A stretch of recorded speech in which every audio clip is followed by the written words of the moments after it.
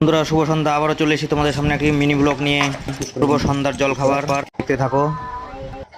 চলো তাহলে এবার আমাদের চিরা ভাজাটা মাখানো রেডি করা যাক। যে চিরাটা আমি ভেজে নিয়েছি সব নিজে হাতেই করলাম। অফিস থেকে এসেই বউ বায়না করেছে, বউকে কিছু খাওয়াতে হবে বানিয়ে নিজে হাতে। তো আমার মাথায় এটাই বুদ্ধি আসলো, তো এই চিরাটা আমি ভেজে নিয়েছি। তো এবার আমি এর মধ্যে দিয়ে দেবো কুচিয়ে নেওয়া কাঁচা লঙ্কা, সাথে দিয়ে দেবো কুচিয়ে নেওয়া আদা। এবার দিয়ে দেবো চানাচুর, বুম বুম চানাচুর, আমাদের উত্তরবঙ্গের খুবই ফেমাস একটা চানাচুর। সরিষার তেল মিক্স করে নেব, টেস্টটা তাহলে ভালো আসবে। সরিষার তেল দিয়ে দিলাম, রেডি।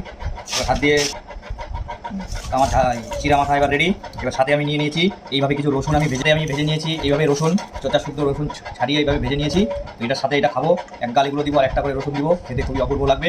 তোমরাও বন্ধু চেষ্টা করে দেখতে পারো, খুবই স্বাদ, খুবই এটা ভালো সন্ধ্যাবেলার জলখাবার, তোমরাও চেষ্টা করে দেখতে পারো। নমস্কার।